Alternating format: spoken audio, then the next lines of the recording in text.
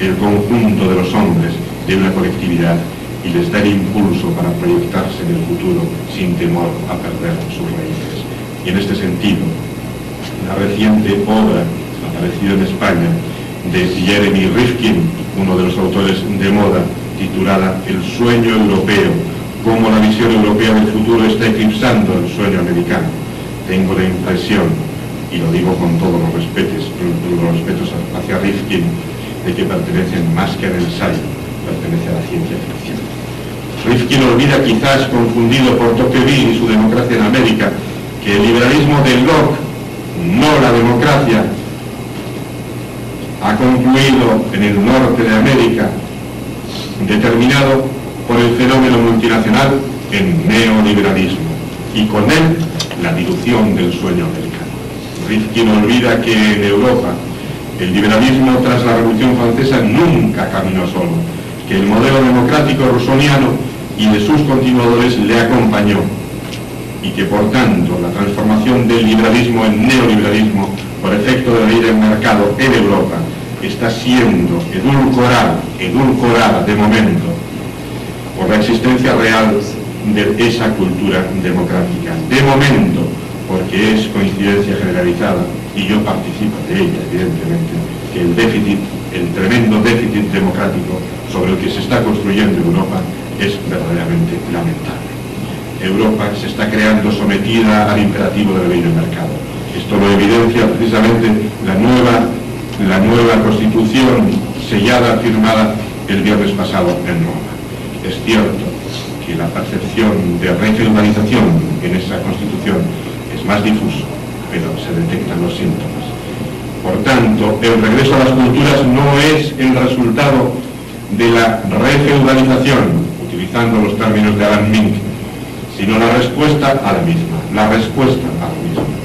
la vuelta a las culturas es la respuesta a la refeudalización, y es que la respuesta no va a llegar del movimiento antiglobalización, puesto que su único objetivo es frenar la desreglamentación. Su impacto político, el de estos movimientos, puede ser considerable, pero su impacto simbólico ciertamente es inexistente. Este tipo de resistencia viene a ser una especie de peripecia interna que el sistema se puede permitir y puede digerir. Es cierto que en mi libro de Apuntes para la sociedad, el Estado y el derecho de la posmodernidad decía que el futuro, el final de la civilización capitalista no es otro que el de una sociedad que se adivina estructurada como un nuevo feudalismo, no asentado sobre un sistema axiológico de corte metafísico, sino sobre imperativos hedónicos y seductores de corte materialista al dictado de las empresas transnacionales como nuevos señores feudales. De ahí que de las tres opciones hacia las que finalmente Wallerstein decía que caminaba la sociedad occidental, y a donde puede caminar la civilización capitalista en el futuro, una primera, un neofeudalismo; una segunda, una especie de fascismo democrático; y una tercera, un orden mundial más radicalmente generalizado, muy descentralizado y altamente igualatoria. Descarto, al igual que lo hace la tercera opción. Las dos primeras, es decir, la de un neofeudalismo; la segunda, una especie de fascismo democrático, entiendo que no son alternativas, sino que se trata de dos opciones complementarias.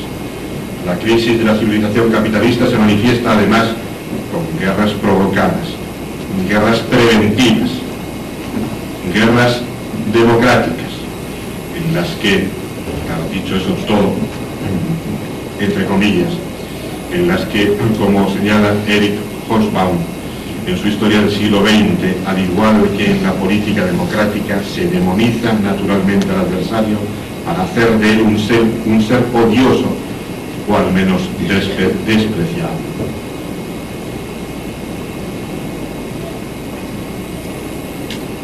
Crisis en la que la perversión y el cinismo alcanzan su máxima expresión con la presentación como civilizada de la deshumanización total de la guerra.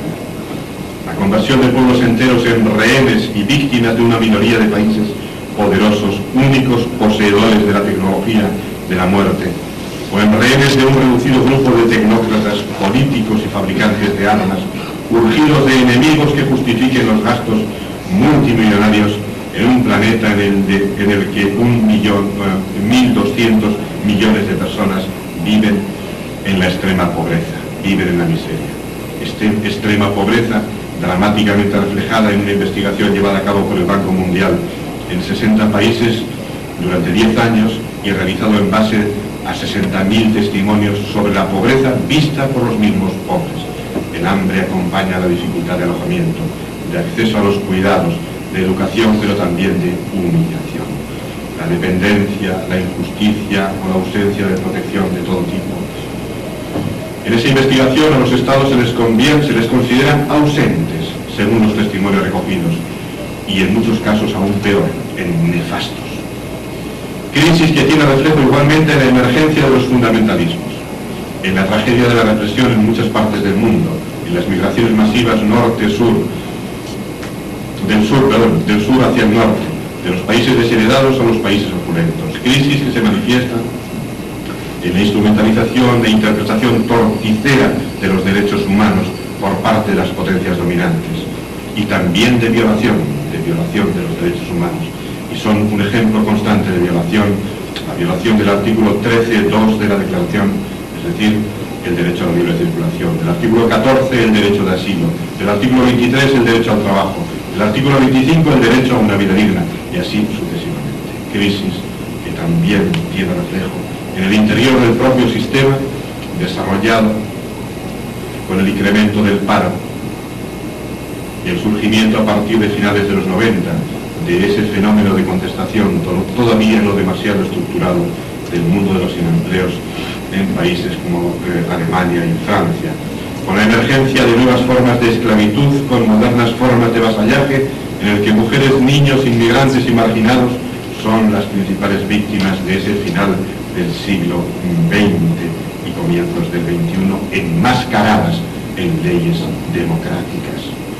¿Qué reflexión suscita, por ejemplo, que en un contexto de crecimiento continuado como el de los Estados Unidos, a pesar de todo, continúa aumentando la pobreza?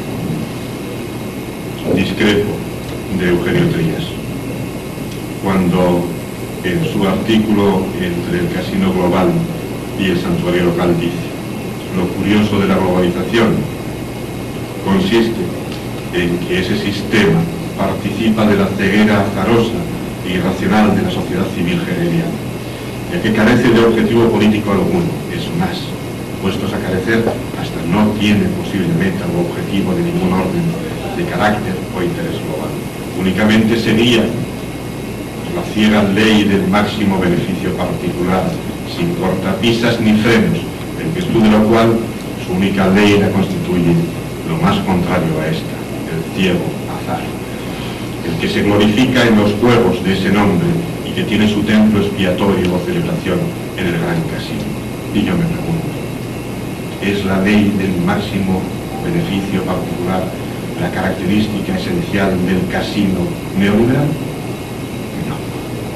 Porque también el aura sacrafames lo era del liberalismo. Además, curioso casino en el que siempre ganan los mismos y siempre pierden los mismos. Lo que ocurre es que no es un casino.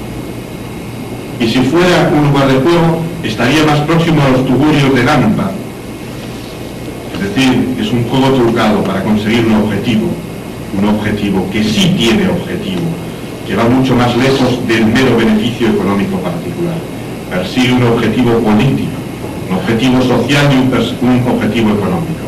Es la creación de un nuevo orden, la creación del nuevo orden neoliberal como ideología y cosmovisión. El resultado de todo esto, como lo estamos viendo ya, es el neofeudalismo, que como orden global similar al orden medieval descrito por Agustín de Hipona en De Ordine o en la Civitas Dei, está tomando carta de naturaleza, y el totalitarismo democrático o democracia de protección va a ser el sistema político que lo complemente. Se trata de un cuadro en el que la inseguridad individual y social toma carta de naturaleza, se agudizan las desigualdades sociales al socaire de la emergencia de una nueva clase social en la cima dominadora, que yo llamo la hiperburguesía.